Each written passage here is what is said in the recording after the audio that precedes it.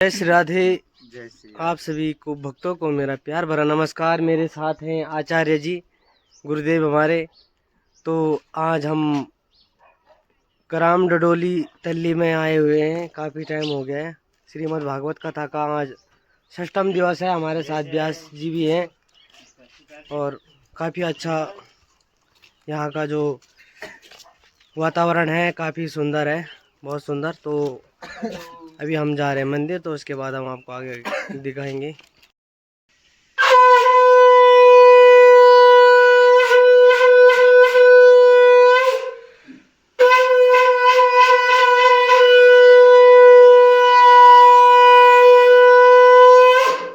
शंकर भगवान की जय। नमः शिवाय शाम्बाय हरै परमात्मने प्रणतः क्लेशनाशाय योगिनां पतये नमः। पापोऽहं पापकर्माहं पापात्मा पापसंभवा त्राहि मां पार्वतीनाथ। सर्व पाप हरो हर सर्व कष्ट हरो हर सर्व दुख हरो हर। तो शंकर भगवान की जय। भक्तों, आज हम बड़े सौभाग्यशाली हैं। आज हम भगवान भोलेनाथ की नगरी यहाँ पर बिंदेश्वर महादेव में हैं। कहा जाता है कि सबसे पहले जो बिंदेश्वर महादेव है यहीं से शुरुआत हुई। जो पांडव हैं सबसे पहले इधर को ही आए स्थापना करने, लेकिन जैसे इधर देखा कि लोग भी रहते हैं, कहा कि जीव जंतु भी रहते हैं, तो कहा कि यहाँ से पांडव सीधे ऊपर की ओर गए बिंदेश्वर महादेव, जहाँ पर आज बिंदेश्वर महादेव है। लेकिन कहा कि शुरुआत यहीं से हुई और इस मंदिर का नाम भी श्री बिंदेश्वर देवाय है, बिंदेश्वर महादेव मंदिर है। तो कहा कि यहाँ पर भी जो भगवान शंकर के दर्शन करता है, भगवान भोलेनाथ को जल चढ़ाता है, फल चढ़ाता है, अपनी श्रद्धा अनुसार एक पुष्प भी चढ़ाता है, तो कहा कि भगवान भोलेनाथ अपने भक्तों की समस्त मनोकामनाओं को पूर्ण करते हैं। आज हम बड़े सौभाग्यशाली हैं कि भगवान शंकर की कृपा से हमें भी यहाँ पर पूजन करने का सौभाग्य मिला है। और भगवान भोलेनाथ से प्रार्थना करता हूँ, हे भोलेनाथ, आप सभी भक्तों की मनोकामनाओं को पूर्ण करना, कार्यों को मंगल करना। हमारे साथ में हमारे बड़े भाई हैं श्री दया कृष्ण जोशी जी, वो भी कुछ शब्द इस मंदिर के बारे में बोलना चाहेंगे। बोले शंकर भगवान की जय। बहुत सुंदर। जैसा कि व्यास जी ने कहा, व्यास जी को इस क्षेत्र का इतिहास पूर्ण तरह से जानकारी है, उन्होंने बहुत सुंदर बताया।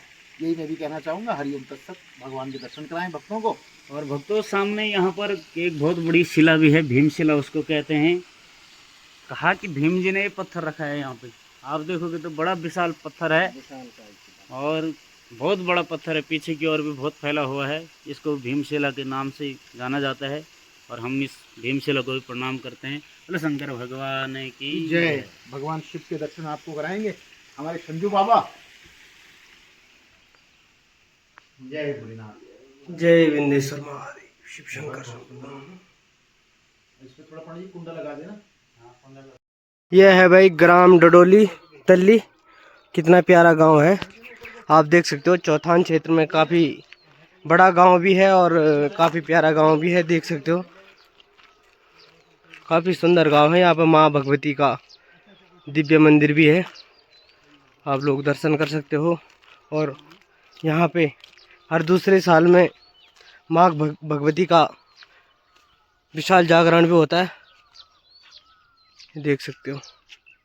अभी जंगलों को काफ़ी राख कर दिया है लोगों ने, तो ये देखो भाई कितना धुआं धुआं हो रहा है। पूरा मौसम चेंज कर रखा है इस धुएं ने, धुआं ही धुआं हो रखा है चारों तरफ, कुछ नहीं दिख रहा है आसपास में। सदा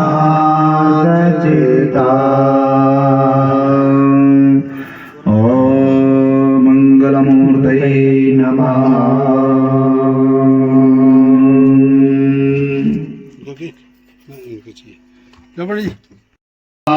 मंगल तिलकम ओम भद्रं कर्णेभिः शृणुयाम देवा भद्रं पश्येमाक्षविजयद्राः स्तरे रङ्गे तुष्टुवागुंसस्तनो भ्रवसे महि देवहितं जदायुः शिरेशते लक्ष्मीश पत्न्यां बहुरात्रे पार्श्वे नक्षत्राणिरापमसेन व्याप्तं वा ईषण्डिघाणाम्।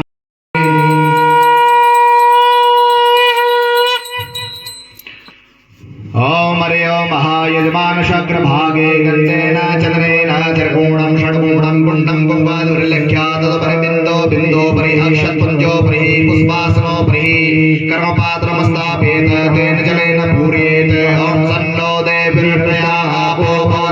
ये संज्ञोर्विसरन्तनः ॐ गंगे जमे देवा गोदावरी सरस्वती नर्मदे देवता वसहो देवता रुद्रा देवता देव्या देवता मारुतो देवता दशे देवा देवता बृहस्पतिर्देवतेन्द्रो देवता वरुणो देवता द्योः शान्तिरन्तरिक्षगं शान्तिः पृथिवी शान्तिरापः शान्तिरोषधयः शान्तिः वनस्पतयः शान्तिः सर्वे देवाः शान्तिर्ब्रह्म शान्तिः सर्वगं शान्तिः शान्तिरेव शान्तिः सामा शान्तिरेधे चिन्त्या अप्रमेति शक्ति समर्पितस्याः महाजलोन्मत्ते परिवर्माणाम् अनेकोटि शतांशके अतल वितल सुतल महातल रसातल तलातल संपातालाम् भूलोक भ्रूलोक स्वलोक महलोक जनलोक तपलोक मध्ये उत्तराखंड प्रदेशे पौड़ी जनपदांतर्गत पट्टी चौधान मध्ये पीठ अंतर्गते यजमानस्य पैतृक भवनोर्मध्ये पूजन मंडपे देव ब्राह्मण सनिधोः विक्रमसखी भूतावतारे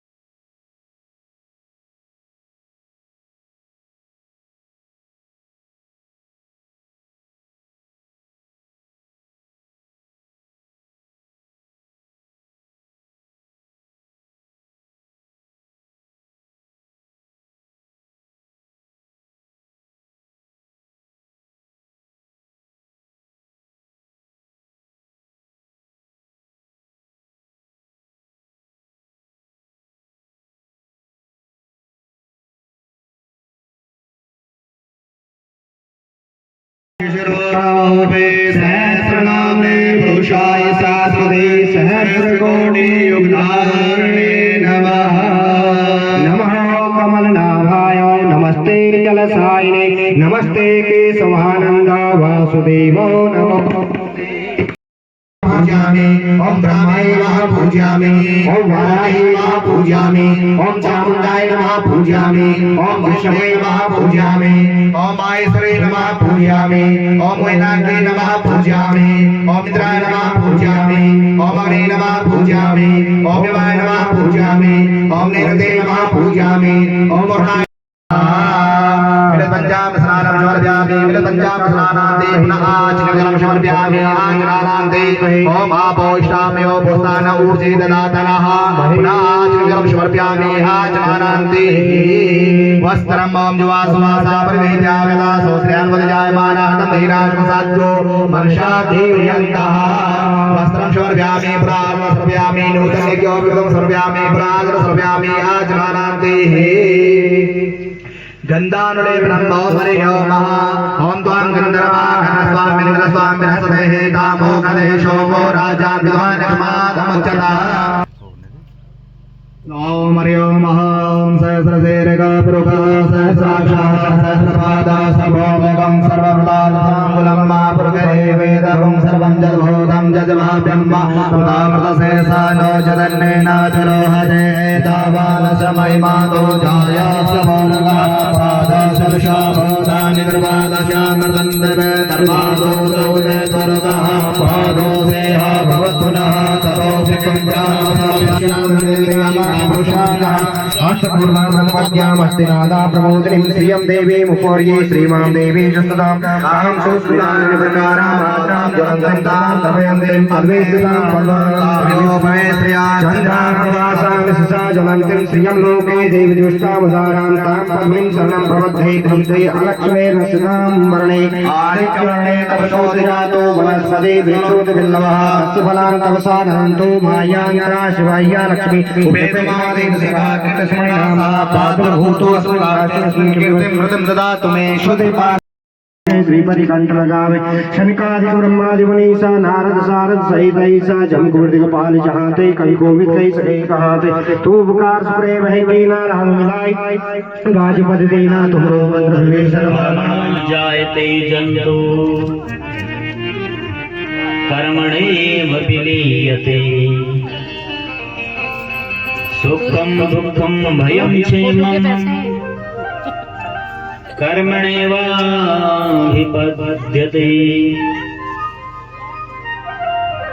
कहा कि जो प्राणी जैसा कर्म करे उसके कर्म के अनुसार उसको फल मिलता है महाराज।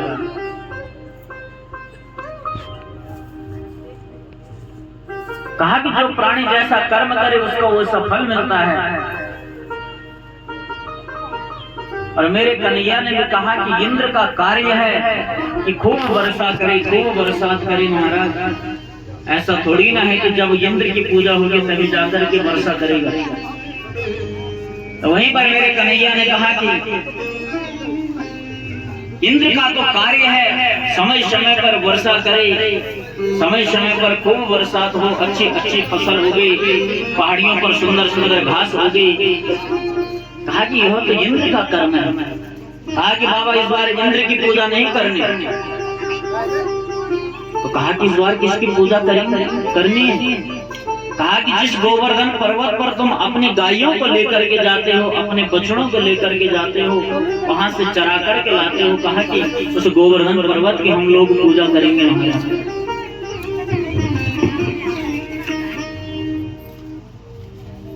कहा कि गोवर्धन पर्वत की पहाड़ी की पूजा? कहा कि हाँ। और आज मेरे कन्हैया ने पूरे के पूरे ब्रज में लोगों को बता दिया कि इस बार हम इंद्र की पूजा नहीं करेंगे, इस बार हम गोवर्धन पर्वत का पूजन करेंगे। और आज जितने भी लोग होते हैं, जितने भी ब्रजवासी होते हैं, सब के सब आज गोवर्धन की तलहटी में आते हैं, गोवर्धन भगवान का पूजन करते हैं। कल हम लोगों ने यहाँ पर सुंदर गोवर्धन भगवान का पूजन किया। और जैसे आज मेरे कन्हैया ने ब्रजवासियों से गोवर्धन भगवान का पूजन करवाया,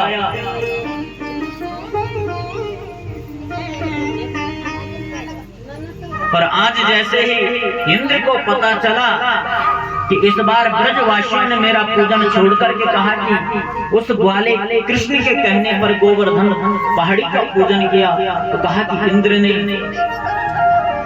सम्यंतक नामक मेघों को बुलाया। पर इंद्र कहता है वाचालम बालिसम निस्तब्धं मध्यम पंडितमानिनम् कृष्णं मर्त्यमुपाश्रित्य गोपा में चक्र प्रियम। इंद्र कहने लगा कि आज इन गंवार ग्वालों ने उस वाचाल कृष्ण की बातों में आकर के कहा कि मुझ जैसे देवताओं का राजा इंद्र का अपमान किया है। कहा कि इसका फल इन्हें भोगना पड़ेगा। वहीं पर आज साम्राज्ञ नामक मेघों को बुला करके आदेश दिया कि जाओ आज पूरे के पूरे ब्रज प्रदेश में कहा कि प्रलय मचा दो महाराज। कहा कि आज जितने भी सामंतक नामक मेघ हैं ब्रज भूमि के ऊपर आते हैं, कहा कि जोर जोर से गरजने लगे, जोर जोर से गर्जना करने लगे।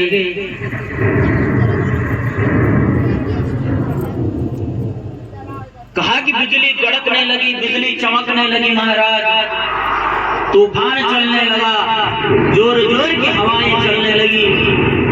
और वहीं पर आज सामंतक नामक मेघ जोर जोर से वर्षा मूसलाधार बारिश ब्रजभूमि में होने लगी। आज जितने भी ब्रजवासी हैं घबरा जाते हैं, कहा कि हे कन्हैया, हमने पहले ही बता दिया था कि अगर हम इंद्र का पूजन नहीं करेंगे तो इंद्र नाराज हो जाएगा। तो मेरे छोटे से कन्हैया कहते हैं कि घबराओ मत। कहा कि जिस गोवर्धन की हमने पूजा करी है, कहा कि वही गोवर्धन हमारी रक्षा भी करेगा। कहा कि चलो मेरे साथ उसी गोवर्धन की शरण में जाते हैं।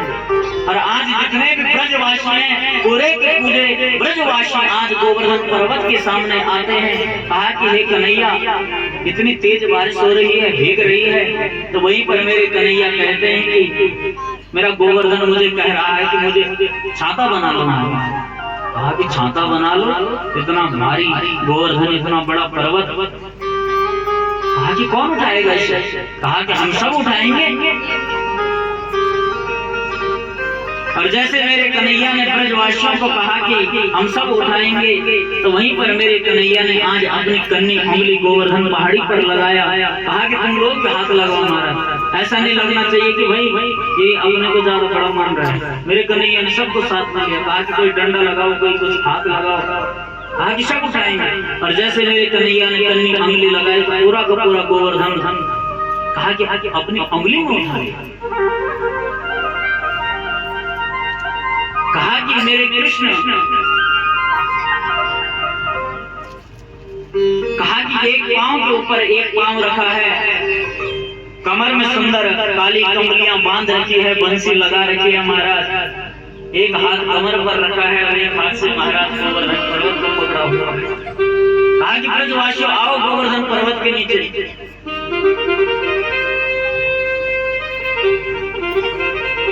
और वहीं पर आज जैसे देवताओं को पता चला, तो वहीं पर आज मेरे कन्हैया ने अपने चक्र को भी आदेश दिया। कहा कि इस ब्रजभूमि में जितना भी पानी आ रहा है, उस पानी को तुम सौंप देना। शेष नाग को आदेश दिया कि इस ब्रजभूमि के, कहा कि गोलेकार में, कहा कि तुमने रहना है, बाहर का पानी अंदर नहीं आना चाहिए। साम्राज्य मेघों के पास जितना पानी था, पूरा का पूरा पानी महाराज आज मेघों ने बरसा दिया। और वहीं पर मेरे कन्हैया, कहा कि 7 दिन तक मेरे कन्हैया ने उस गोवर्धन पर्वत को अपनी कन्नी उंगली में उठा करके रखा। 7 दिन तक ब्रजभूमि में मूसलाधार बारिश होती रही। तो वहीं पर आज एक ग्वाले ने कहा कि हे कन्हैया, कहा कि हम जितने भी और ब्रजवासी हैं, कहा कि जब ये वाला हाथ थकता है तो ये वाला हाथ लगा देते हैं।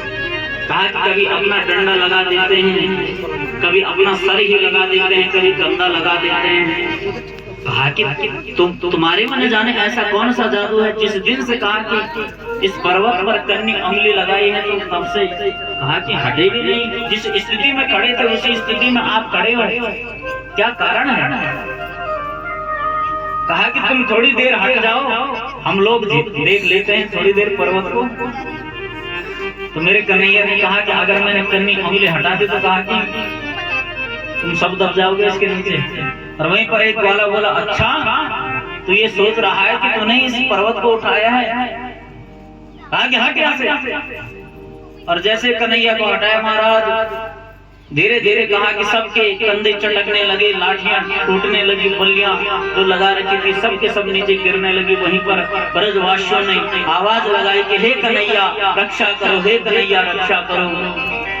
और वहीं पर आज मेरे कन्हैया ने फिर से अपनी कन्नी उंगली लगाई और वहीं पर पर्वत को धार रखी। और जितने भी आज ब्रजवासी हैं, सब के सब आज कन्हैया को केवल एक ही बात कह रहे हैं कि हे कन्हैया, आज अगर आप नहीं होते तो कहा कि आज हमारा रक्षा कोई नहीं होता। कहा कि इस इंद्र ने इस बार इतनी बरसात कर दी है, इतना पानी बरसा दिया है। कहा कि अगर हे कन्हैया आज आपने ये वाला मार्ग हमें नहीं बताया होता तो सब के सब ब्रजवासी कहा कि डूब जाते। और सब के सब ब्रजवासी आज मेरे कन्हैया का गुणगान कर रहे हैं। मेरे कन्हैया से कहते हैं कि सांवरिया ले चल परली पार। कहा कि हे कन्हैया, इस परली से उस पार आप हमें भी ले जाना। भगवान की बिहारी लाल की। कन्हैया का गुणगान कर रहे हैं। बोल राधिका रानी सरकार की। सांवरिया ले चल परली पार, कन्हैया ले चल परली पार, सांवरिया ले चल परली, कन्हैया ले चल परली पार, सांवरिया ले चल परली पार, सांवरिया ले चल परली। जहाँ विराजे राधा रानी, जहाँ विराजे राधा रानी, अलबेली सरकार, कन्हैया ले चल परली पार, कन्हैया ले चल परली पार, सांवरिया ले चल परली पार, सांवरिया ले चल परली पार। जय हो हमारी सेवा करते हुए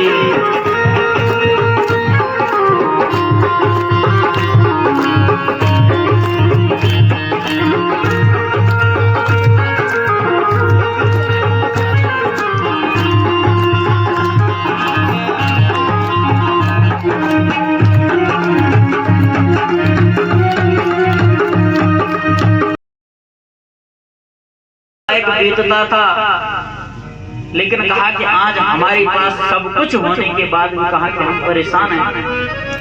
भगवान हमें कितना भी दे दे फिर भी कहा कि हम भटक रहे हैं। सोचते हैं कि महाराज और मिल जाता और मिल जाता, पर इसी के पीछे कहा कि मनुष्य भाग रहा है। कहा कि पैसा भी कमाना चाहिए महाराज। कहा कि मेहनत करो, खूब धन कमाओ। जब पैसे कमाएंगे तभी जाकर के दान करेंगे, तभी जाकर के अच्छे अच्छे पूजा पाठ होंगे। शास्त्र कभी भी पैसे कमाने के लिए मना नहीं करता कि आप पैसा मत कमाओ। महाराज मेहनत करेंगे, पैसा कमाएंगे, तभी जाकर के कहा कि कुछ होगा। लेकिन कहा कि लिमिट होनी चाहिए महाराज। कहा कि अपनी नौकरी करो, अपने कार्यों को करो, भगवान का नाम भी लो। तो कहा कि चकाचक जीवन चलता है, क्योंकि पैसा बहुत जरूरी है। टका धर्म टका कर्म, टका ही परमम सुखम। कहा कि इस कलयुग में टका ही धर्म है, टका ही कर्म है, टका ही परमम सुखम। महाराज जिसके पास टका है, मतलब टका कहते हैं पैसे को। कहा कि जिसके पास पैसा होगा वही धर्म के कार्यों को कर सकता है। आज के समय में इतनी महंगाई है, जिसके पास पैसा होगा वही अच्छे कर्मों को कर सकता है, और जिसके पास में पैसा होगा वही जीवन के सुखों का आनंद ले सकता है महाराज। और कहा कि जय नरा टका नास्ती हाट के टक टका। और नेगी जी का भी एक गाना है, टका चिंत टक टका टक निश्चिंत झक झका महाराज। कहा कि पैसा है तो जीवन में आनंद है, और जिसके पास में पैसा नहीं है महाराज उसको कोई नहीं पूछता आज के समय में। अगर तुम आज मजबूत होंगे, तुम्हारे पास खूब पैसा होगा, तो कहा कि तभी जाकर के जो हमारे रिश्तेदार होते हैं, भाई बंद होते हैं, तभी जाकर के हमारे साथ खड़े होते हैं हमारे। और अगर पता चलता है कि करता धरता तो कुछ है नहीं, पैसा तो कुछ है नहीं, इसके बाद कहा कि साथ छोड़ देते हैं, क्योंकि उनको पता है कि इसके जीवन में जब दुख आएंगे, संकट आएंगे, तो कहा कि हमारे से पैसा मांगेगा। इसलिए लोग रिश्ता रखना छोड़ देते हैं। और इसीलिए कहा कि इस कलयुग में पैसा होना बड़ा आवश्यक है, लेकिन साथ में भगवान का नाम भी होना चाहिए, धर्म के कार्य भी होने चाहिए, भगवान की भक्ति भी होनी चाहिए। और कहने वाले ने बड़ा सुंदर कहा है, पैसे बिन बाप कहे पूत तो कपूत भयो, पैसे बिन भाई कहे जी को दुखदाई है, पैसे बिन यार कहे मेरो यह यार नहीं, पैसे बिन सास कहे कौन को जमाई है। पैसे बिन बंदे की प्रतीत नहीं पंचन में। पैसे बिन आए बिना रोटी नहीं आई है। कहे अलमस्त सजे बजे रहो आठों जाम। आज के जमाने में पैसे की बड़ाई है। कहा कि पैसे बिन बाप कहे पूत तो कपूत भयो। महाराज अगर माता पिता बच्चे को खूब पढ़ा ले, अच्छी शिक्षा दे दे, और बच्चा अगर अच्छी नौकरी न करे, पैसा न कमाए, तो माता पिता भी कहते हैं कि तो कपूत हो गया महाराज। इतना पैसा इसने लगाया, बड़ी बड़ी डिग्रियां इसे कराई, बड़े बड़े कॉलेजों में इसको दाखिला दिया, पैसा लगाया, और कहा कि 1 रुपया तक कमा करके नहीं देता। कहा कि कपूत हो गया। पैसे बिन भाई कहे जी को दुखदाई है। कहा कि अगर आपके पास में पैसा नहीं होगा और बार बार अपने भाई से मांगोगे कि दे दे, आज 100 रुपये दे दे, कल 2 दे दे, 200 दे दे, 1000 दे दे, 2000 दे दे, महाराज भाई भी बोलोगे कि ये भी मेरे लिए जीवन में दुखी आएगा, बार बार मेरे से मांगता है। पैसे बिन यार कहे मेरो यह यार नहीं। कहा कि दोस्त तभी साथ देते हैं जब हम उनके साथ बराबर का खर्चा उठाते हैं महाराज। और अगर उनको पता चलेगा कि बार बार झूठ बोल करके हमारे से खर्चा करवाता है, तो कहा कि यार भी छोड़ देता है अपने दोस्त को। और पैसे बिन सास कही कौन को जमाई है। महाराज अगर जमाई खाली हाथ जाएगा ससुराल में, तो सास कहेगी केवल यहाँ रोटी तोड़ने आ जाते हैं बस जमाई जी, हर महीने। तो कहा कि पैसा आवश्यक है। कहा कि पैसा भी कमाओ जीवन में, लेकिन कहा कि गोविंद का भी खूब भजन होना चाहिए जीवन में, गोविंद की खूब भक्ति होनी चाहिए। और यहीं से महारास लीला प्रारंभ हो रही है। और जैसे महारास लीला प्रारंभ होने लगी तो यहीं पर सुखदेव जी ने भगवान कह दिया। कहा कि जो ये लीला कर रहे हैं यह साक्षात जगत का नाथ मेरा गोविंद कर रहा है। क्योंकि कोई यह न सोचे कि भगवान कृष्ण ने कहा कि रास लीला अपने आनंद के लिए करी होगी, लेकिन मैंने आपको कल भी बताया कि मेरे गोविंद ने जितने भी लीलाएं करी हैं अपने भक्तों के मनोरथ सिद्ध करने के लिए, अपने भक्तों की मनोकामनाओं को पूर्ण करने के लिए। और क्योंकि कल आपने देखा कि गोपियों ने कात्यायनी माता का पूजन भी किया था, और पूजा में केवल यही कहा था कि नंद गोप सुतम देहि पतिम मयि कुरुते नमः। कहा कि ये कात्यायनी माँ जो नंद का पुत्र है, कहा कि वह हमें पति के रूप में मिले। और उसी संकल्प को पूर्ण करने के लिए आज मेरे गोविंद ने दिव्य रात्रि का निर्माण किया। 6 महीने तक कहा कि चांद एक ही जगह में स्थिर रहा, और वहीं पर आज मेरे कन्हैया ने महाराज जमुना जी के तट में जाकर के कदम के वृक्ष में बैठ करके महाराज सुंदर बंसी बजाने लगे। इतनी सुंदर बंसी बजाते हैं महाराज। आज जितनी गोपियां होती है, जैसे आज कन्हैया की बंसी सुनी महाराज जैसी स्थिति में थी, कहा कि पागलों की तरह अपने घर वार को छोड़ करके, अपने बच्चों को छोड़ करके, अपने पतियों को छोड़ करके महाराज कहा कि बंसी, इतनी सुंदर बंसी आज मेरे कन्हैया बजा रहे हैं। निसम्य गीतम तदनंग वर्धनम प्रजा स्त्रिया कृष्ण गृहीत मानसा आजग्मरण्योन्यमलक्षितोद्यमा सो यत्र कांतो जवलोलकुंडला। यहाँ पर सुखदेव जी कहते हैं कि हे परीक्षित, इति वेणुरवं राजन सर्वभूत मनोहरम। कहा कि आज ऐसा लग रहा है कि प्राणी मात्र के लिए मेरे कन्हैया ने बंसी बजाई महाराज। इतनी दिव्य बंसी, इतनी सुरीली बंसी। कहा कि जब खूब देर हो गई बंसी बजाते हुए, और आज जितनी भी गोपियां थी, कहा कि जिस स्थिति में जो गोपी थी उसी स्थिति में कहा कि आज जहां पर बंसी बजा रहे हैं मधुबन में, वहां पर आज सभी गोपियां आती हैं। एक गोपी महाराज श्रृंगार कर रही थी, करती हैं ना माताएं लीपा पोती, महाराज बड़ा सुंदर दिखूंगी। तो कहा कि गोपी को भी कहीं जाना था, तो कहा कि जैसे बंसी सुनी महाराज, कहा कि जो होंठों में लगाना था वो आंखों में लगा दिया, और जो आंखों में लगाना था वो होंठों पे लगा दिया। होंठों पे काजल तो आंखों पे लिपस्टिक, और जैसे बंसी सुनी जल्दी जल्दी में महाराज चल दिया।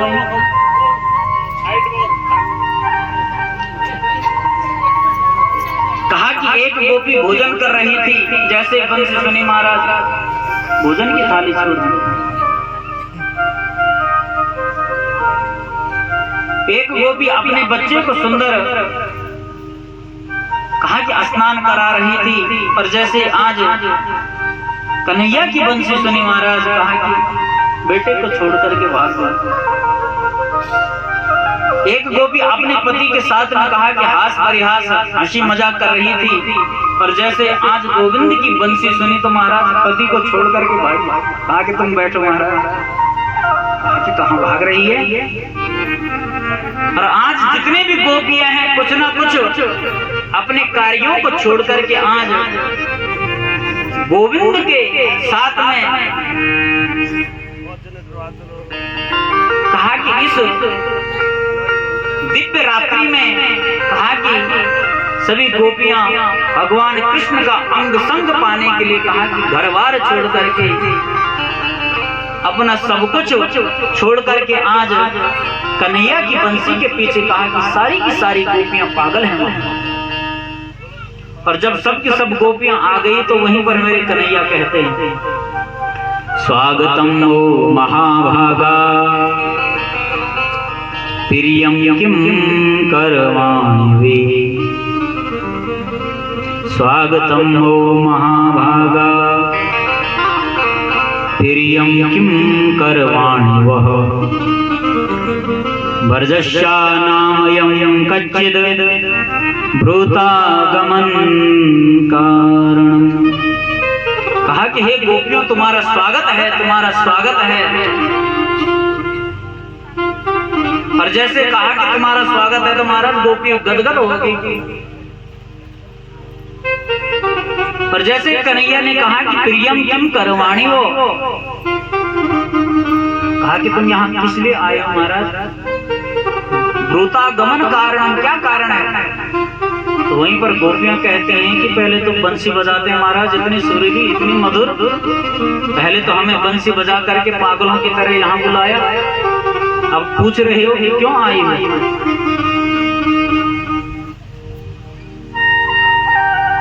तो वहीं पर महाराज कन्हैया गोपियों को ज्ञान लेने लगे।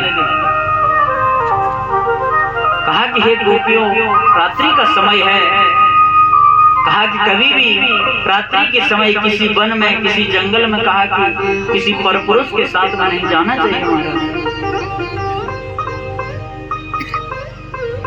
कहा कि हे गोपियों मैंने बंसी तो अपने आनंद के लिए बजाई महाराज, मेरा मन कर रहा था बंसी बजाने का, तो कन्हैया कहते हैं इसलिए बंसी बजा दी, लेकिन तुम्हें थोड़ी ना बुलाया कि तुम यहाँ आओ अपना सब कुछ छोड़ करके। तो कहा कि जितने भी गोपियां हैं सबने नीचे को सर कर दिया हमारा, और बार बार कन्हैया कह रहे हैं कि जाओ घर को, जाओ घर को, लेकिन गोपियां कहती है कि क्या करें हमारे। कहा कि जब कोई हमें कोई बात बोलता है तो हम उसे अगर मन में होगा तो हाँ बोलते हैं, अगर मन में नहीं होगा तो ना भी बोलते हैं। तो कहा कि मना करने के भी 2-3 कारण होते हैं हमारे। कहा कि आपने किसी को काम बताया कि भाई ये कर दे, 1 गिलास पानी लिया, तो कहा कि उसने मुंह से बोलते हैं नहीं कर रहा हूँ। एक प्रकार से मना करने का ये भी है कि भाई उसने मुंह से बोल। आपने किसी को कोई काम बताया, कहा कि ये कर दो, कहा कि उसने सर हिला दिया, तो हम समझ जाते हैं कि ये नहीं करें।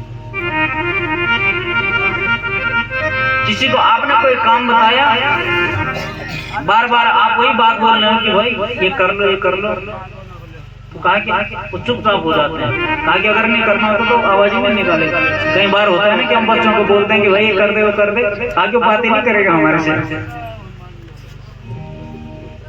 और ये भी मना करने का कहा कि ये भी एक कारण होता है। अगर हमें नहीं करना होता तो हम मुझसे बात नहीं करते कि हमें नहीं करना है।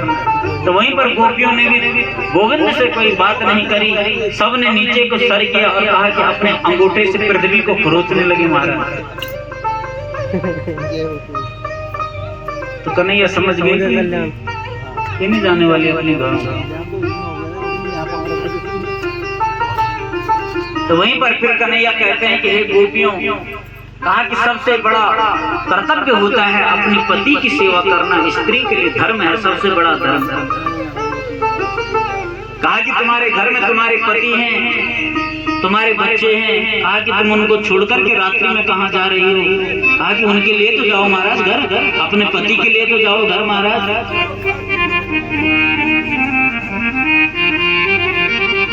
और जैसे कन्हैया ने कहा कि अपने पतियों के लिए घर जाओ, तो वहीं पर एक गोपी समझदार थी, उसने कहा कि हे गोविंद आप ही हो बताओ। तर्क देने लगी। एक स्त्री अपने पति से बहुत प्रेम करती थी महाराज, बहुत ज्यादा प्रेम करती थी। कहा कि पति कहीं भी जाए वहीं भी स्त्री साथ साथ में जाती थी। तो एक दिन पत्नी ने कहा कि पति ने कहा पत्नी से कि हे प्रिय, मुझे प्रदेश जाना पड़ेगा कुछ कमाने के लिए। कहा कि स्थिति धीरे धीरे खराब हो रही है। लेकिन जो उसकी पत्नी कहती कि मुझे भी ले जाओ हमारा साथ में। आगे तुम्हारे बगैर तो मैं रह नहीं सकती घर में। पति कहता है कि पहली बार तो प्रदेश के लिए जा रहा हूँ, तुझे कहाँ ले जाऊँ महाराज, अभी तो नौकरी भी नहीं मिली कहीं। कहा कि स्त्री हाथ पांव झाड़ने लगी। कहा कि मुझे तो मैं तो तुम्हें एक पल के लिए नहीं छोड़ सकती महाराज। तो वहीं पर पति ने कहा कि हे देवी, कहा कि एक मेरी फोटो है, दे के जाते हैं ना जब। कहा कि हर किसी के पास, हर किसी प्रेमी के पास उसके प्रेमी की फोटो होती है। आजकल तो फोन में सब कुछ है, लेकिन पहले जमाने में फोटो होती थी महाराज, ब्लैक एंड व्हाइट दे करके जाते थे।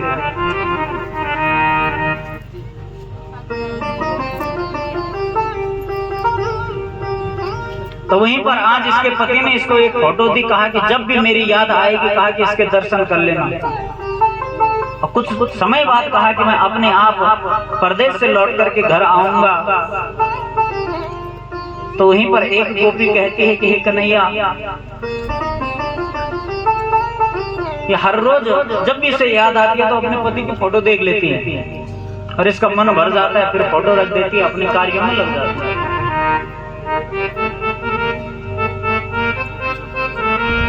तो वहीं पर गोपी कहती है कि एक दिन उसका पति परदेश से घर आ जाता है। और जैसे घर आता है तो महाराज दरवाजे पे कुंडा लगा था और वो गोपी उसी फोटो की पूजा कर रही थी, उसको निहार रही थी। काफी याद आ रही है, बहुत ज्यादा पति की देख रही है। तो गोपी कहती है कि जैसे वो पति की फोटो देख रही थी उतनी देर में कहा कि उसका असली का पति आ गया दरवाजे और कुंडे खटखटाने लगा कि देवी दरवाजा खोलो। तो गोपी कहती है कि देवी को पहले क्या करना चाहिए, उस फोटो को देखना चाहिए कि कुंडी खोलनी चाहिए? बताओ क्या करना चाहिए? कुंडी खोलनी चाहिए। तो गोपी भी यही कहती है। कहा कि जो संसार का पति है महाराज, आगे न जाने कितनी बार बदल दिया। और कहा कि आज जब हमको पता चला कि परम पति, इस जगत का पति आज हमको मिल गया महाराज। तो कहा कि उस पति की कोई उसके सामने कोई कहा कि कोई अंतर है। कहा कि जब साक्षात जगत का नारायण हमारे साथ में है तो कहा कि हे कृष्ण, आप ही हमारे पति हो, आप ही सब कुछ हो। कहा कि संसार का पति हमें नहीं चाहिए। मेरे कन्हैया सोचने लगे कि गोपियां समझदार भी है महाराज। कहा कि ठीक है। और वहीं पर आज जब गोपियों ने खूब अनुनय विनय करी, वहीं पर प्रणय गीत गाया, प्रेम के रूप में भगवान का स्मरण किया। जब दिखाया कि हे गोविंद हम आपसे कितना प्रेम करते हैं, तब जाकर के आज मेरे कन्हैया ने कहा कि ठीक है। आगे तुरंत जितनी भी गोपियां होती है सब गोपियों के अपने संग में लेते हैं और उनके साथ में महाराज कहा कि झूमने लगे मेरे कन्हैया। और जैसे झूमने लगे महाराज गोपियों के मन में मान आ गया। कहा कि आज हम इतने बड़े सौभाग्यशाली, जगत का नाथ हमारे साथ में नाच रहा है रात में। और मैंने पहले भी बताया कि कभी भी मेरे गोविंद किसी भी भक्त का अभिमान नहीं रहने देते महाराज। जहां मान आएगा वहां छोड़ करके भाग जाते हैं। और आज जैसे ही गोपियों के मन में मान आया कि आज हम कितने बड़े सौभाग्यशाली हैं, कितनी बड़ी भाग्यशालिनी है कि आज साक्षात जगत का नाथ हमारे साथ में नृत्य कर रहा है, झूम रहा है। और जैसे मान आया, अभिमान आया, तो मेरी कन्हैया वहीं से 9-2-11 महाराज अंतर ध्यान ध्यान। और जब जंगल में जाती है भटकती हुई पागलों की तरह, कहीं भी कुछ नहीं दिखाई दिया।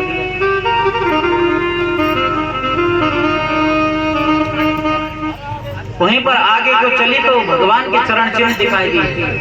गोपियों ने कहा कि इधर ही तो गोविंद गए हैं। वहीं पर आगे चलकर के एक तुलसी का पौधा मिला, तो आज गोपियों ने तुलसी से पूछा, कहा कि हे तुलसी, आज तू तो हमारी सौतन है। तो कहा कि तेरे से भी बहुत प्रेम करते हैं मेरे कृष्ण, मेरे कन्हैया, मेरे गोविंद। आगे तुम बताओ कहाँ गए। लेकिन कहा कि वहीं पर हवा चली तो तुलसी का पेड़ हिलने लगा। तो एक गोपी बोलने लगी कि क्यों बताएगी। कहा कि वो तो हमारी सौतन है महाराज। और मैंने कल आपको बताया था कि मैं तुलसी माता के बारे में कल बताऊंगा आपको। आपने सुनी है कभी तुलसी माता की कहानी? सुनी है? और मैंने कल भी बताया कि जब तक भगवान के भोग में भगवान को तुलसी का तल नहीं चढ़ाया जाता महाराज, तुम सोना चढ़ा दो। कहा कि मेरे गोविंद उस पूजा को स्वीकार नहीं करते। और तुमने एक पत्ता चढ़ा दिया, एक फूल चढ़ा दिया, महाराज मेरे गोविंद उस पूजा को स्वीकार करते। एक जलंधर नाम का दैत्य हुआ, राक्षस हुआ महाराज। और उसी जलंधर के नाम से पंजाब में जो जालंधर पड़ा है।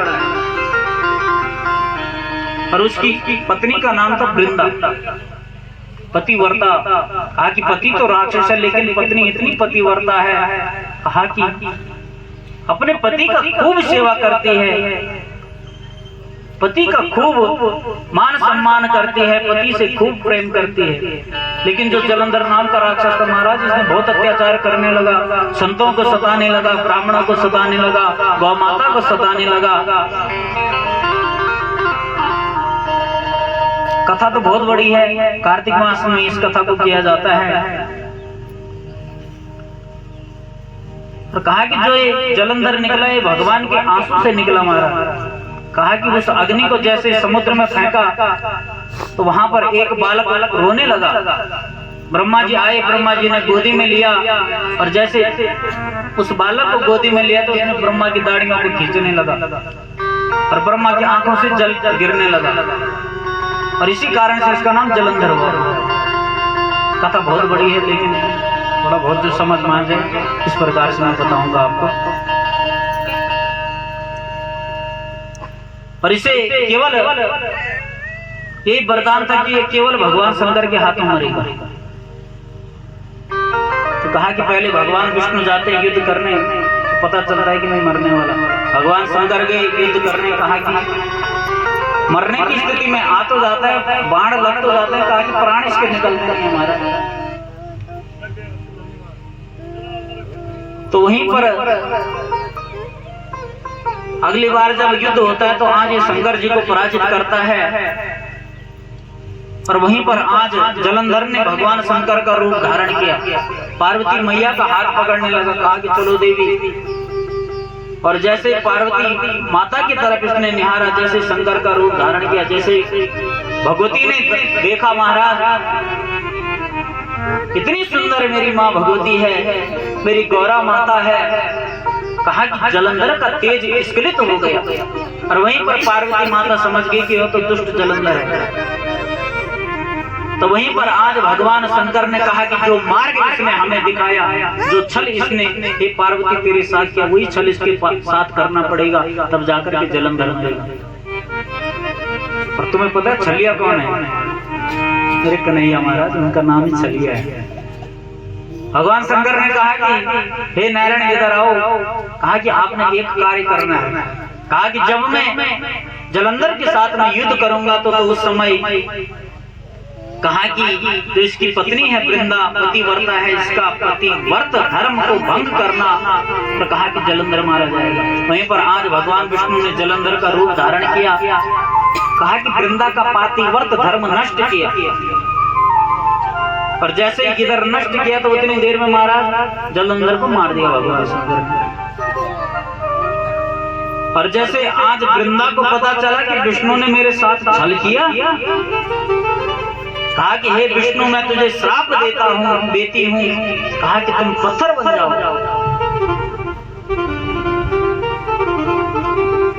और कहा कि उन्हीं के श्राप के कारण भगवान नारायण शालिग्राम के रूप में है महाराज। जो शालिग्राम भगवान होते हैं, बाजार में बहुत प्रकार के आते हैं, लेकिन एक गंडकी नदी का पत्थर आता है महाराज शालिग्राम। अलग ही चमत्कार उस पत्थर का होता है। जिस घर में वो पत्थर होता है, अगर आप नियम से उसका पूजन करेंगे महाराज, जो मन में संकल्प होगा सब कुछ भगवान शालिग्राम देते हैं। तो वहीं पर आज जैसे वृंदा ने श्राप दिया कि हे विष्णु हे छलिया, कहा कि तूने मेरे साथ छल किया, कहा कि तुम पत्थर बन जाओ। पर आज जैसे देवताओं को पता चला कि भगवान नारायण को श्राप मिल गया पत्थर बनने का, भगवान पत्थर के रूप में वहीं पर विराजमान हो गए। कहा कि पूरी की पूरी सृष्टि में हलचल होने लगी। सब लोग विचार करने लगे कि किस प्रकार से भगवान को मनाया जाएगा। कहा कि जहां पर वृंदा की राख थी वहीं पर शालिग्राम भगवान लोग होने। जो गोपियों का पहला मंडल है कहता है, कहने लगी विरहा वेश में गाने लगी कि हे कृष्ण हे प्यारे। कहा कि जब से तुम वैकुंठ को छोड़ करके इस ब्रज भूमि में तुमने जब से अवतार लिया है, कहा कि तब से जो लक्ष्मी भी है, कहा कि आप ही के साथ में इसी ब्रज भूमि में निवास कर रही है। कहा कि हे गोविंद तुम्हारी जय हो, हे गोविंद तुम्हारी जय हो। फिर कहने लगी कि हमारे प्रेम पूर्ण हृदय के स्वामी हे गोविंद, कहा कि हम तुम्हारे बिना मोल के दासी हैं, हमारा कोई मोल नहीं है। गोपियां कहने लगी कि हमारा मोल कभी तक है हे गोविंद जब तक आप हमारे साथ हो। अगर आज तुमने हमारा साथ छोड़ दिया तो आज हमारा कोई मोल नहीं है।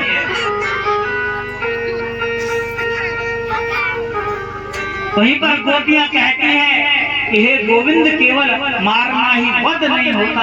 कहा कि अगर कोई प्रेमी अगर अपने प्रेमी को छोड़ करके कहा कि भाग जाता है महाराज, तो कहा कि वह भी मरने के तुल्य होता है। कहा कि हे गोविंद आज हमें छोड़ करके मत जाओ हे कन्हैया, जल्दी से जल्दी आकर के हमें दर्शन दो, कहने लगी गोपियां।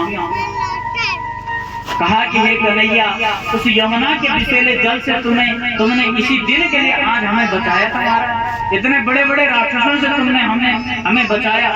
इसी दिन के लिए, इसी दिन के लिए हमें बचाया था कि आगे चलकर के गोपियों को तड़पा करके मारूंगा। कहा कि हे कन्हैया अगर आज आप नहीं आए तो कहा कि आज हम तड़प करके मर जाएंगे।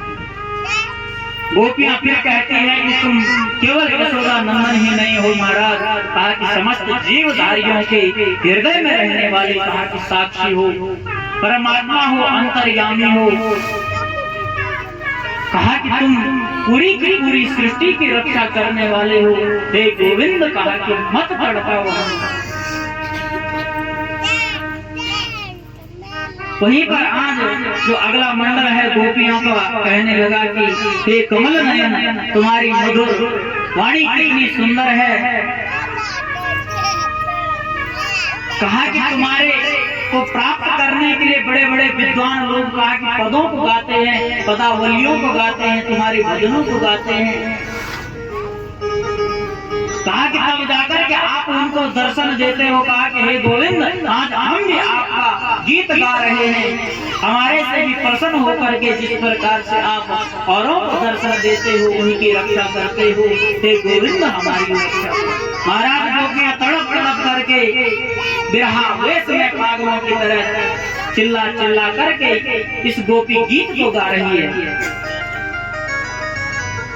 गोपिकाएं कहने लगी कि तुम्हारी कथा लीलाएं अमृत स्वरूप है। कहा कि जिस मनुष्य को तुम्हारा अंग संग मिल जाए, तुम्हारा नाम मिल जाए, तुम्हारा ध्यान मिल जाए, गोपियां कहती है कि हे गोविंद, उसका जीवन सफल हो जाता है।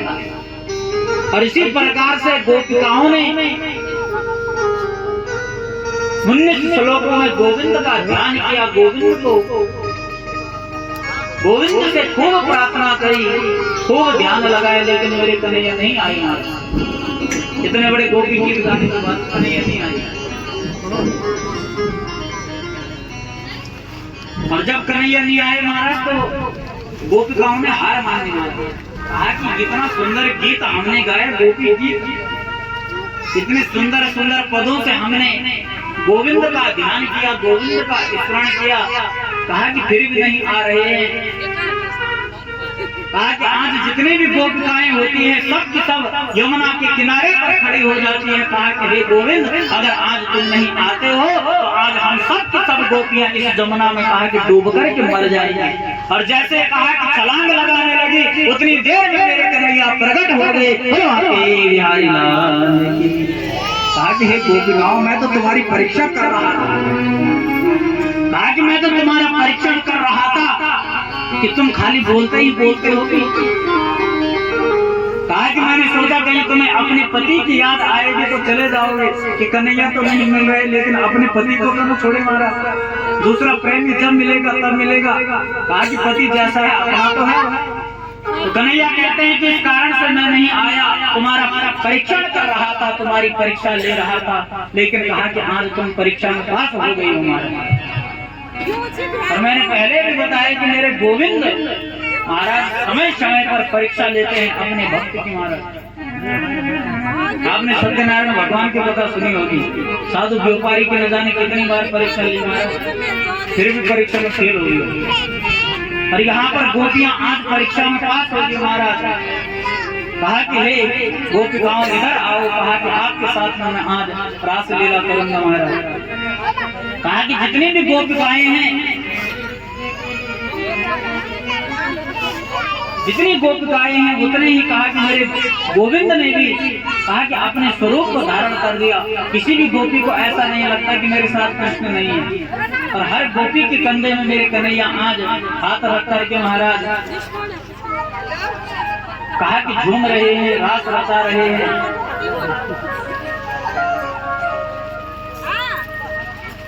तो वहीं पर जैसे ही आज रास रचाने लगे, वृंदावन में रास रचने लगा, तो महाराज जितने भी कहा कि सिद्ध सिद्ध संत हैं, कहा कि जितने भी बड़े बड़े ऋषि हैं, तो महाराज गोपी का रूप धारण करके वृंदावन की ओर आ रहे हैं।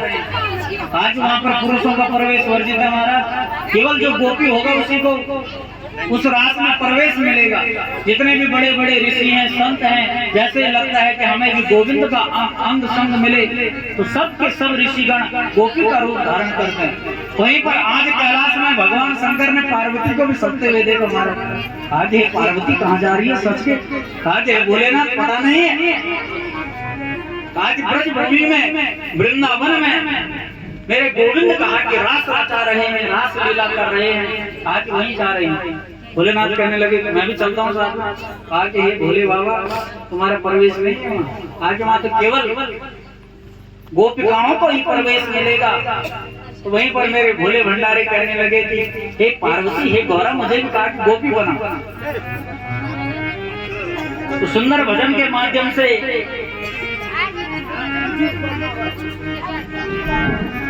कहा कि सबसे पहले पार्वती माता ने कृष्ण गोविंद गोपाल राधा माधवा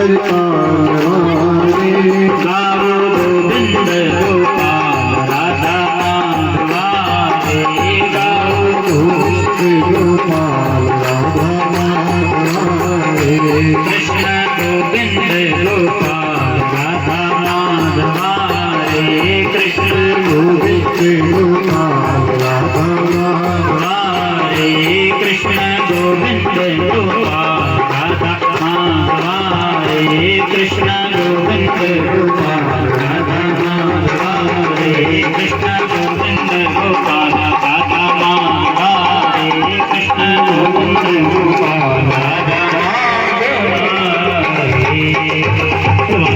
हरियाल की उत्पादन आज मैं अभी जाता हूँ, कहा कि ब्रजवासियों को गोपिकाओं को ज्ञान का मंत्र पढ़ा करके आता हूँ, कहा कि उनको मैं ज्ञान दे करके आऊंगा कि हे गोपिकाओं, कहा कि तुम ज्ञान लो, तो ज्ञानी बना करके आऊंगा। तो वहीं पर मेरे कृष्ण ने कहा कि हे उद्धव, कहा कि ज्ञान भी तभी मिलता है जब प्रेम होता है, लेकिन उद्धव ने जब कहा कि मैं उनको ज्ञानी बना करके जाऊंगा तो कहाँ जाऊंगा। तो उद्धव जी महाराज ब्रज भूमि में आते हैं, कहा कि यहाँ पर गोपिकाओं को ज्ञान देने लगे। कहा कि हे गोपिकाओं, कहा कि क्यों परेशान हो, कौन सा प्रेम तुम्हारा उमड़ पड़ा है। कहा कि परेशान होने की कोई बात नहीं है, कहा कि ज्ञानी बनना चाहिए, खूब ज्ञान लेना चाहिए। लेकिन गोपिकाओं ने महाराज कहा कि उद्धव जी के ज्ञान को नहीं लिया महाराज, कहा कि हमें ज्ञान नहीं चाहिए। पोथी पढ़ पढ़ जगमुआ पंडित भया को भय आकर प्रेम का पढ़े सो पंडित आज केवल पुस्तकों को पढ़ने से, ग्रंथों को पढ़ने से महाराज कहा कि ज्ञानी नहीं बन जाते। कहा कि केवल पुस्तकों को पढ़ने से कहा कि मोक्ष नहीं हो जाता महाराज। कहा कि अगर भगवान को प्राप्त करना है तो उसके लिए हमारे अंदर प्रेम भी होना चाहिए। और वहीं पर आज गोपिकाएं उद्धव जी को समझाने लगी, कहा कि हे उद्धव, कहा कि तुम प्रेम की बात क्या जानोगे। कहा कि ये तुम्हारे बस की बात नहीं है। कहा कि ये तो प्रेम की बात है, कहा कि तुम्हारे समझ में नहीं आएगी क्योंकि तुम ज्ञान हो। और आज जब यहाँ पर उद्धव जी महाराज ने गोपिकाओं को समझाने का खूब कोशिश करी, सभी लोग चुपचाप हो जाएंगे महाराज, हल्ला नहीं करेंगे, पंडित जी कदम में बैठो, पंडित जी बंद हो जाएगी। बोलो भैरवनाथ स्वामी की, भगवती मैया की, लक्ष्मी नारायण भगवान की, जिनसर महादेव की, पितृ देवताओं की। तो यहीं पर आज गोपिकाएं उद्धव को समझाने लगे, कहा कि हे उद्धव, तो प्रेम तुम्हारे बस की बात नहीं है। कहा कि यहाँ तो सर देकर के सौदे होते महाराज। कहा कि अगर प्रेमी बोलता है कि भाई अगर तू मेरे लिए सब कुछ छोड़ सकती है तो कहा कि तभी जाकर के मैं तुझे अपने साथ में लेकर के जाऊंगा। कर दिया मैं ज्ञानी बन गया, भगवान मिल जाएंगे नहीं मिलने वाले महाराज। कहा कि जब तक तुम्हारे मन में भगवान के प्रति प्रेम नहीं होगा, भगवान के प्रति समर्पण का भाव नहीं होगा, तब तक मेरे गोविंद मिलने वाले नहीं हैं, तब तक मेरे ठाकुर मिलने वाले नहीं। कितनी पुस्तकों को पढ़ लेना महाराज, कितने ग्रंथों को पढ़ लेना महाराज, लेकिन जब तक प्रेम नहीं होगा तब तक मेरे गोविंद मिलने वाले नहीं। अगर गोविंद को प्राप्त करना है तो गोविंद के प्रति महाराज प्रेम होना चाहिए, खूब आनंद जीवन में होना चाहिए, तब जाकर के गोविंद के दर्शन होते हैं। बलवान की बिहारी लाल की। और आगे चल करके महाराज जो जरासंध है उसने 17 बार भगवान से आक्रमण किया और 17 बार हार भी जाता है। और जब 18वीं बार आक्रमण करने के लिए तैयार हुआ, महाराज सबसे पहले ब्राह्मणों को बुलाया, कहा कि हे ब्राह्मणों यज्ञ अनुष्ठान करो। कहा कि अगर इस बार जीत करके आऊंगा तो कहा कि ब्राह्मणों को मुंह मांगे दक्षिणा दूंगा।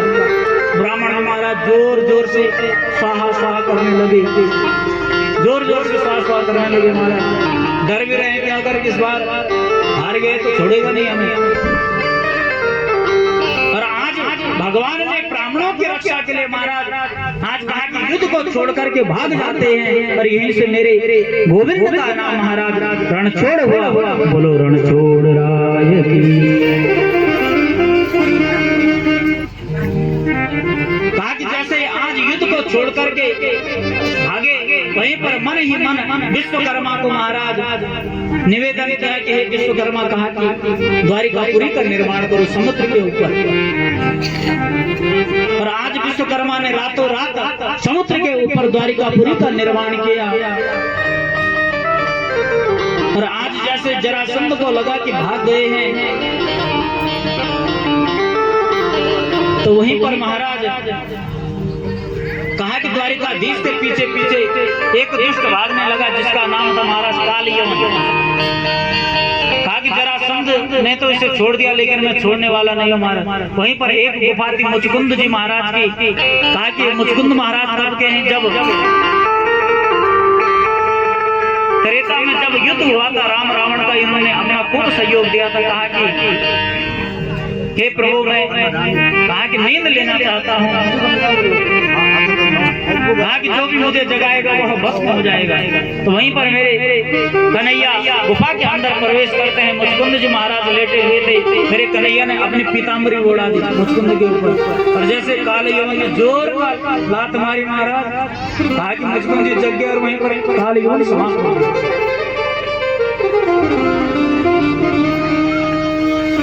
और आज वहीं से मेरे कन्हैया फिर से द्वारिका में जाते हैं, और यहीं से आज मेरे कन्हैया का नाम द्वारिकाधीश हुआ। द्वारिकाधीश भगवान। सुखदेव जी कहते हैं कि हे परीक्षित, सुंदर द्वारिकापुरी है महाराज। कहा कि जो उस समय की द्वारिका है आज समुद्र में विलीन हो गई, क्योंकि श्राप के कारण। जैसे जिस दिन मेरे कन्हैया इस पृथ्वी को छोड़ करके गए, उसी दिन कहा कि द्वारिका भी समुद्र में समा गई। और अभी कुछ दिन पहले जो हमारे आदरणीय श्री मोदी जी हैं, उन्होंने समुद्र में जाकर के पुरानी द्वारिका के दर्शन किया। तो पता आप लोगों को, कहा कि नीचे गए समुद्र के नीचे, 1 महीने पहले की बात है। तो कहा कि पुरानी द्वारिका आज भी वहीं पर है। तो आज यहाँ पर सुंदर द्वारिकापुरी का निर्माण हुआ। यहाँ पर सबसे पहले आज जो कन्हैया के बड़े भाई हैं बलराम जी, उनका विवाह हुआ रेवत के पुत्री रेवती के साथ। कहा कि जो रेवत जी महाराज हैं त्रेता युग के हैं। और कहा कि पहले के युगों में लोग महाराज बहुत लंबे होते थे। जब सतयुग होता था तो मनुष्य की आयु थी महाराज 100 फीट की। फिर त्रेता आया 75 फीट, फिर धीरे धीरे करके महाराज कहा कि चरणों के हिसाब से कम होती गई। और आज केवल हम लोग 5-6 फीट से ऊपर नहीं बढ़ते। तो कहा कि जो रेवत जी महाराज हैं त्रेता युग के हैं, जो इनकी पुत्री थी रेवती बहुत लंबी थी महाराज। और आज जैसे बलराम जी के साथ विवाह हुआ तो महाराज बलराम जी पत्नी के दर्शन करने होते तो मुख उठाना पड़ता है। तो वहीं पर आज बलराम जी ने सबसे पहले अपना हल मूसल से कहा कि रेवती को अपने स्वरूप में बनाया। अपने जितने बलराम जी की हाइट थी उतनी हाइट में रेवती को भी बनाया। और यहीं पर सुंदर बलराम जी और रेवती जी का विवाह हुआ। रेवती रमण भगवान की।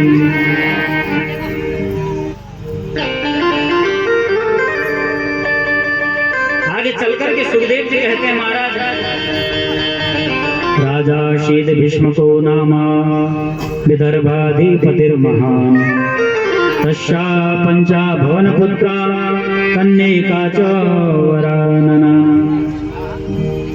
कहा कि विदर्भ देश के राजा भीष्म की एक बेटी है महाराज, जिनका नाम है रुक्मणी। और साथ में 5 बेटे भी हैं, जिनका नाम है रुक्मे, रुक्मरथ, रुक्मबाहु, रुक्मकेशी तथा रुक्ममाली महाराज। कहा कि जो रुक्मिणी के पिता हैं भीष्मक, वह अपनी पुत्री का विवाह द्वारिकाधीश के साथ में करना चाहते हैं। कहा कि जितने सुंदर द्वारिकाधीश हैं मेरे गोविंद हैं, कहा कि उतना सुंदर कोई है ही नहीं। पूरी पृथ्वी में उस समय में कोई इतना सुंदर नहीं था। तो भीष्मक जी महाराज सोचने लगे कि मैं अपनी पुत्री का विवाह द्वारिकाधीश के साथ में करूंगा रुक्मिणी। लेकिन जो रुक्मिणी का बड़ा भाई हमारा द्वारिकाधीश द्वेष करता है, क्योंकि जरासंध का मित्र है हमारा। और जैसे आज पिता ने कहा कि बेटी का विवाह द्वारिकाधीश से करना है, वहीं पर आज भीष्मक कहता है, रुक्मी कहने लगा कि हे पिता, क्या तुम्हें पता नहीं है? कहा कि वो गंवार है, ग्वाला है, छलिया है, छल करने वाला है, रणछोड़ है। कहा कि युद्ध को छोड़ करके भाग जाता है। कहा कि अपनी बहन का विवाह उसके साथ नहीं करूंगा। और कहा कि रुक्मी इतना बड़ा पापी है, इसके पिता ने भी इसकी बात को मान लिया। कहा कि जो तू करेगा, जहां तू इसकी शादी करेगा वहीं मैं तैयार हूं। तो आज रुक्मी जी अपने बहन का रिश्ता लेकर के सिंधु नरेश दमघोष पुत्र शिशुपाल के साथ में आज अपनी बहन रुक्मिणी का रिश्ता पक्का करके आता है। कहा कि हे शिशुपाल, बारात लेकर के आना और मेरी बहन को लेकर के चले जाओ।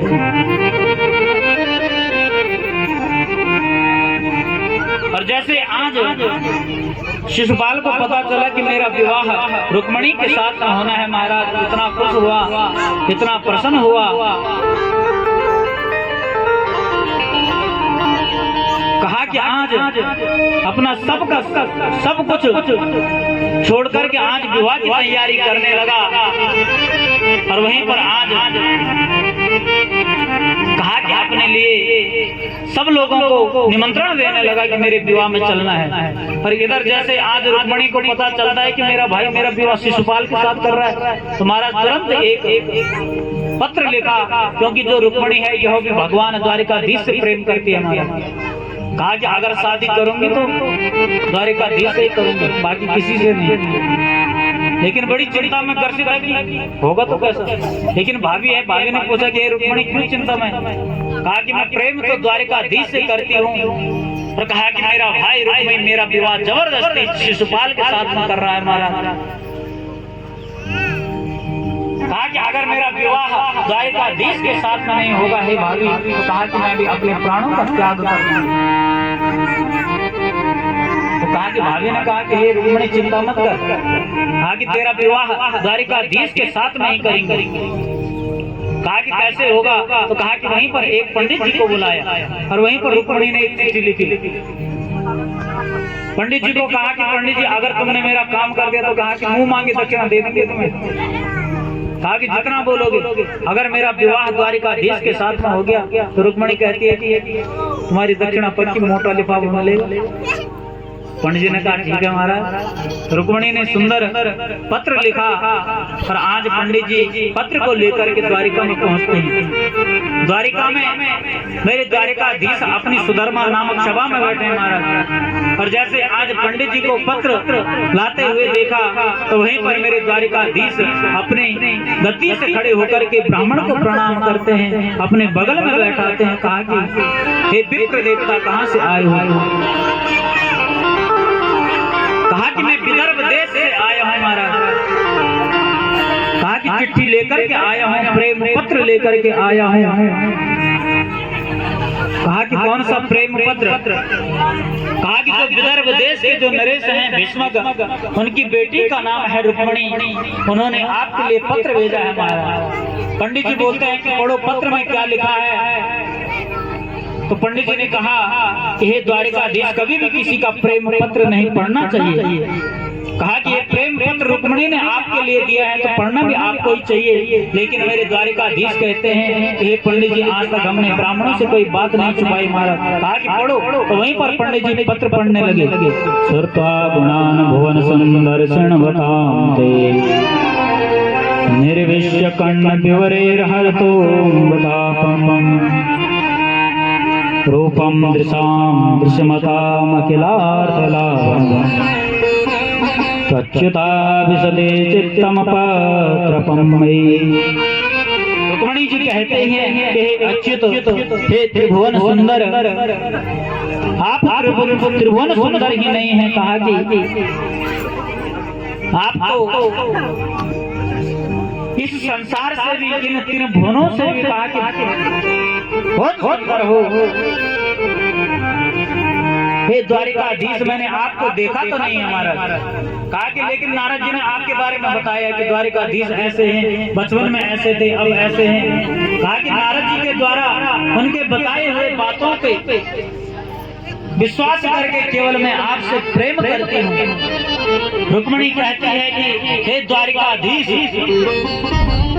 कहा कल मेरा स्वयंवर है, तो कहा कि मेरा भाई मेरा विवाह दमघोष पुत्र शिशुपाल के साथ में मेरा स्वयंवर कराना चाहता है। रुक्मिणी कहती है कि हे द्वारिकाधीश, मैं ये नहीं चाहती कि शेर का भाग कहा कि गिदड़ लेकर के जाए। कहा कि आप तो शेर हो महाराज, कहा कि शिशुपाल गिदड़ है, मैं नहीं चाहती कि मैं उसके साथ में जाऊं। कहा कि हे गोविंद, आप आकर के कहा कि मुझे भगा करके ले जाओ।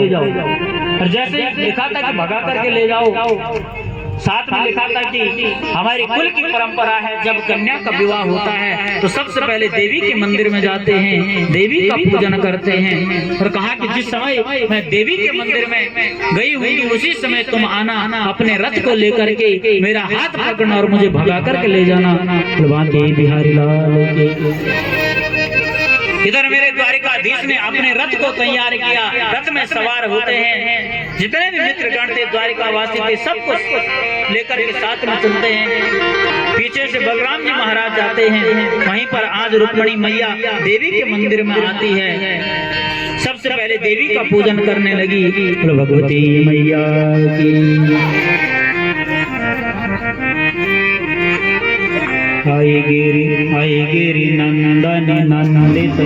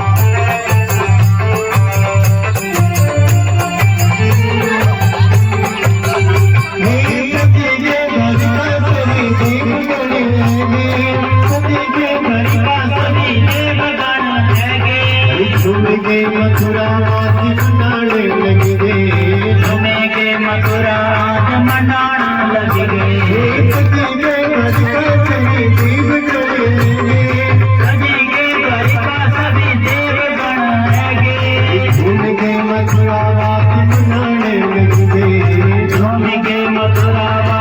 मनाना लगेंगे। तेरी बारात माँ, तेरी बारात माँ, तेरी बारात माँ, तेरी बारात माँ, चले चले शिवजी चले